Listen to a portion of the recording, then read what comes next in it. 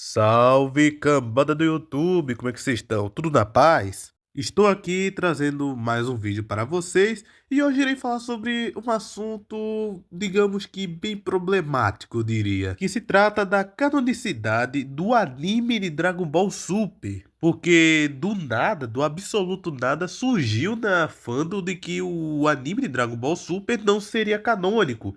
E sim que apenas o mangá, já que, como vocês bem sabem, o anime e o mangá do Super são bem diferentes, apesar de contarem as mesmas sagas. Sendo assim, eu não vou enrolar muito aqui nesse início de vídeo, pois não só irei explicar se esse pensamento está correto ou não, né, se o anime do Super é canônico ou não, como também irei explicar certas coisas sobre o cânone de Dragon Ball Super que muita gente não sabe, digo muita gente mesmo. Então, deixe seu like para dar uma motivada. Se inscreva no canal para nos dar força, ative o sininho para não perder nenhum vídeo novo e compartilhe com algum amigo seu que tenha essa dúvida ou não. Vai ajudar bastante de qualquer maneira. Então, vamos começar.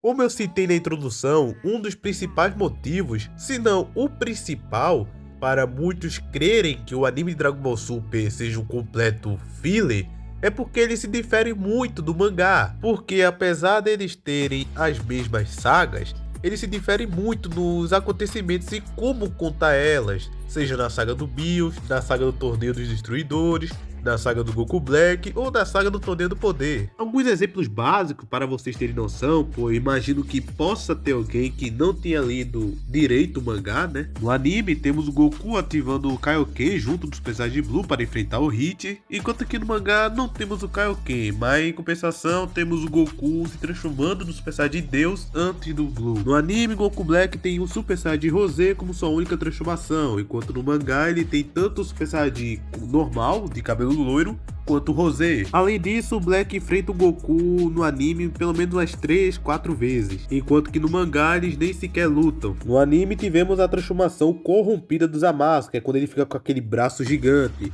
enquanto que no mangá temos os Zamasu se multiplicando. No anime temos um torneio de exibição para o Zeno do universo 7 contra o universo 9, enquanto que no mangá temos todos os deuses da destruição se enfrentando nesse torneio de exibição. No anime temos Toppo, Hakaishi, enquanto no mangá não. Enfim, são só alguns exemplos. Até porque se eu continuasse falando aqui ia consumir muito tempo de vídeo, mas não se preocupem.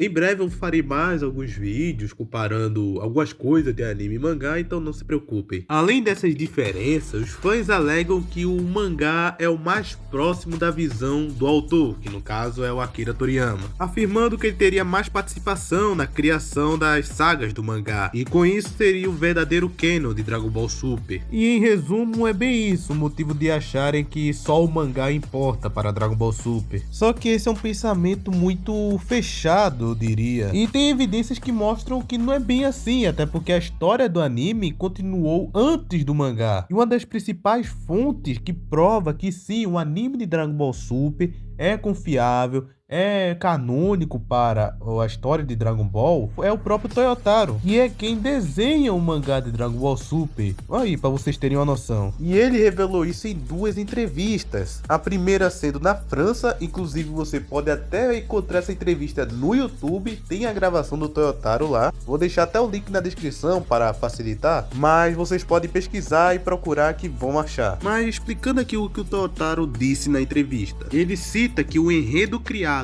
pelo Akira é um ponto de partida tanto para o mangá quanto para o anime, e que por isso que o anime e o mangá trabalham de forma independente. O Akira meio que deu essa liberdade, e por conta disso a história e os momentos estão muitas vezes fora de sincronia, mas que as possibilidades para ambas as mídias, tanto que é o anime e o mangá, são diferentes, cada um tem suas próprias possibilidades, e por conta disso quase não há ligação direta entre o anime e o mangá. Conseguiram entender o que ele quis dizer? Basicamente, Toyotaro explica que o Akira, ele criava um roteiro, não sabemos como esse roteiro é, mas ao que tudo indica, ele é algo muito simples, se podemos dizer assim. Simples no sentido que ele vai do ponto A até o ponto B sem muitos detalhes, mas pra frente é explicado isso melhor. E é por isso que anime e mangá são todos diferentes, porque eles tentam preencher esses detalhes com o que eles imaginam que sejam e adaptam para o melhor cenário possível. Tanto é que, apesar das várias diferenças que eles possuem entre si, há alguns momentos que eles seguem uma semelhança e podemos deduzir, a partir dessas semelhanças, qual foi o roteiro inicial que o Akira tinha feito. Por exemplo, na saga Goku Black tem 4 cenas que são muito parecidas entre anime e mangá. A luta de Goku e Trunks, por exemplo, onde ambos começam com Super Saiyajin 2 e Trunks mostra que também tem a transformação, onde até o Goku compara ele com o Gohan, dizendo que ele superou o Gohan lá na saga Cell, e daí Goku mostra o Super Saiyajin 3 para o Trunks. E olha que coisa, isso acontece no anime e no mangá, só que o final da luta é um pouco diferente. No anime, Goku derrotou o Trunks com apenas um golpe, ainda no Super Saiyajin 3, enquanto que no mangá ele utilizou o Super Saiyajin Deus para nocautear o Trunks. Outra semelhança ainda na saga Black, que é o Vegeta ser o primeiro a enfrentar o Goku Black lá no futuro do Trunks. Isso acontece tanto no anime quanto no mangá, e nas duas lutas o Vegeta começa a ter vantagem até o Black mostrar o Super Saiyajin Rosé. Outra semelhança bem interessante é que o Trunks ele corta o Zamasu fundido ao meio, tanto no anime quanto no mangá, de diferentes formas, já que no anime o Zamasu ainda estava fundido e o Trunks estava com o poder da Espada da Esperança, enquanto que no mangá o Zamasu estava prestes a se desfundir e o Trunks aproveitou o momento para cortá-lo ao meio pelas costas. E a última cena em comum é o fato do Zeno ter eliminado o Zamasu junto com toda a linha temporal do Trunks. Percebe que como essas cenas acontecem tanto no anime quanto no mangá, mostra que todas elas estavam no roteiro principal do Akira que ele tinha feito, só que, claro, né? Por ainda ter diferenças entre cada uma delas, é bem provável que o Akira não tenha detalhado tanto. Por isso que ainda tem essas diferenças entre anime e mangá. Tá, mas provavelmente você pode dizer que... mas a versão do mangá é mais fiel. O Akira esteve presente na criação do mangá. Tudo no mangá foi feito pelo Akira, enquanto no anime é tudo criação da Toei. Logo, o mangá é canônico, o anime não. Sinto lhe dizer, mas não. Você provavelmente ouviu isso de algum youtuber que defende que o mangá é o verdadeiro canônico e o único que pode ser considerado, né? Mas não é bem assim. O próprio Toyotaro explica isso. Ele mesmo admite que sua personalidade afeta no conteúdo que está no mangá e que tenta desenhar um Dragon Ball mais interessante na visão dele. Ou seja, esses conteúdos que só tem no mangá e não no anime é tudo ideia do Toyotaro, cara. Não é coisa do Akira, é do Toyotaro. E é sempre deixado claro que o responsável do anime é a Toei e o responsável do mangá é o Toyotaro. Tanto que em outra entrevista que ele deu para o Anime News Network, que eu vou deixar o link da entrevista na descrição também, onde ele fala, abre aspas, fundamentalmente, eu não me desvio das principais tramas que Toriyama estabeleceu. Quanto à trama indo de ponto A para ponto B, isso é escrito como Toriyama estabelece. Mas quanto aos detalhes entre esses principais pontos da trama, estou livre para preenchê-los eu mesmo. Fecha aspas. Ou seja, Toyotaro está explicando que esses principais pontos, né, esses detalhes, que a gente vê que acontece somente no mangá e não no anime, é ele que faz. Tanto é que o Toyotaro ele volta nesse mesmo assunto entre anime e mangá, onde ele fala, abre aspas, tanto o anime quanto o mangá têm maneiras diferentes de chegarem até lá, cada um aproveitando os aspectos únicos de seus meios. Então espero que todos gostem de compará-los. Fecha aspas. Percebem que Toyotaro ele coloca tanto o anime quanto o mangá como iguais em relevância para a história?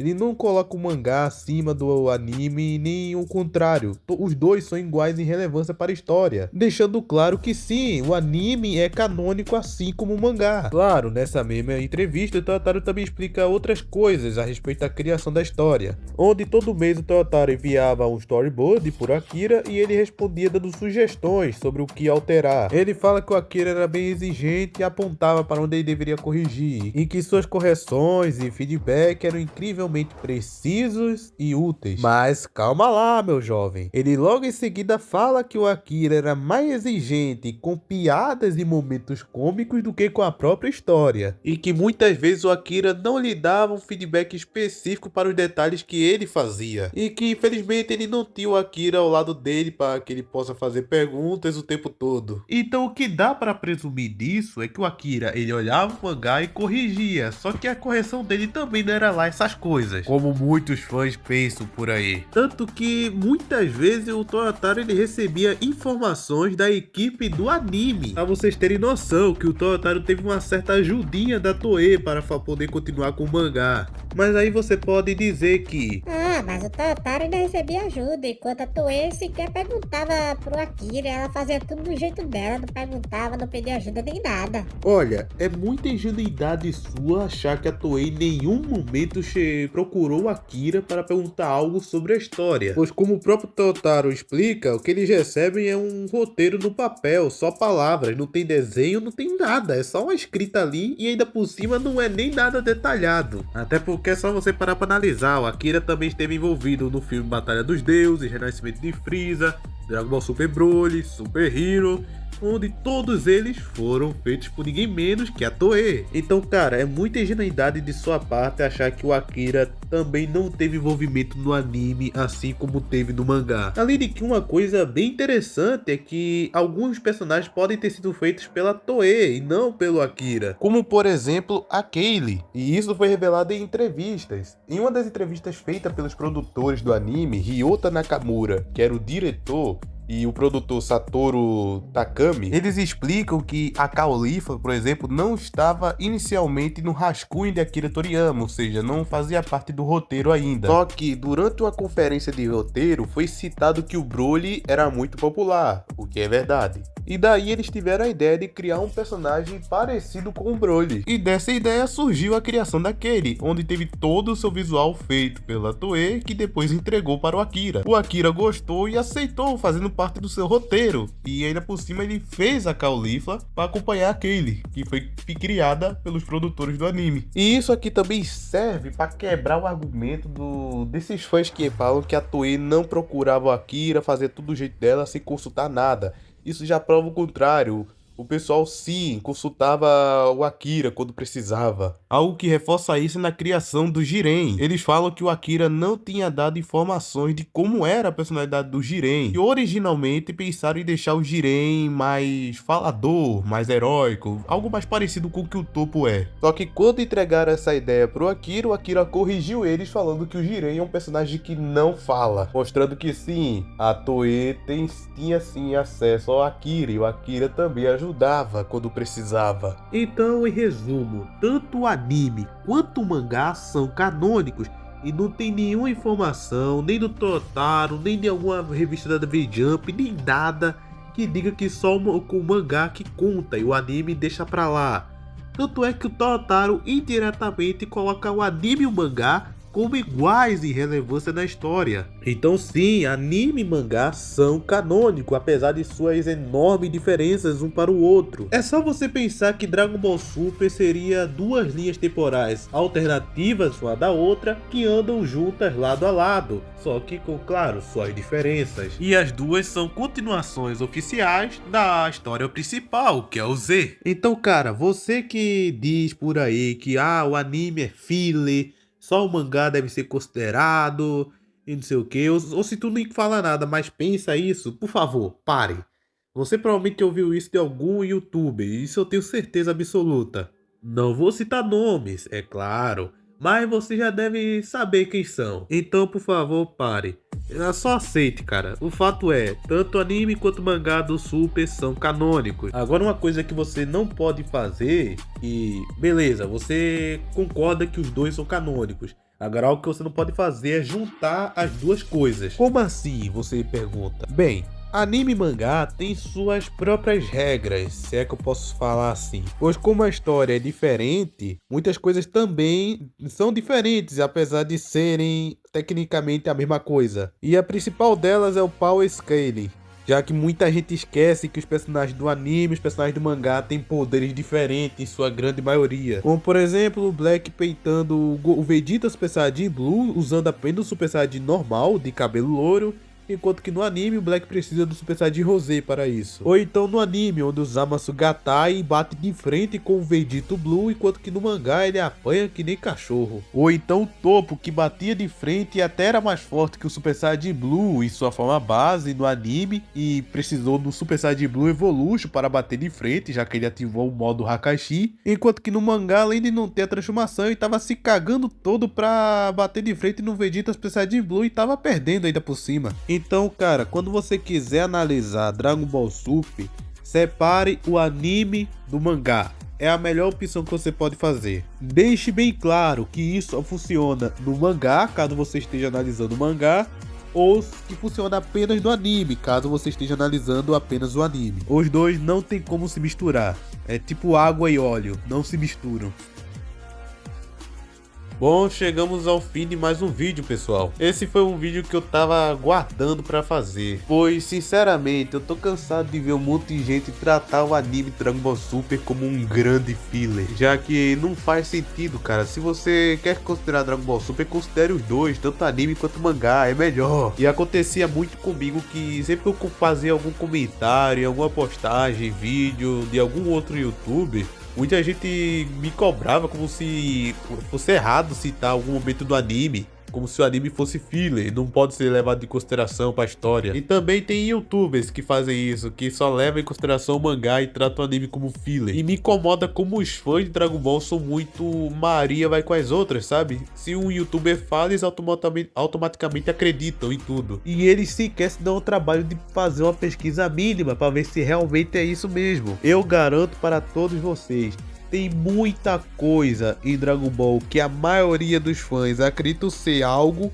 mas na verdade é outra coisa. Tem muitas crenças populares em Dragon Ball que não é bem assim que funciona. Bom, acho que falei bastante hoje. Peço humildemente que deixe seu like, se inscreva no canal e compartilhe. Cara, eu desejo muito que esse vídeo alcance muita gente, porque eu já tô cansado de ver essa crença de que o anime é filler, sendo que não é.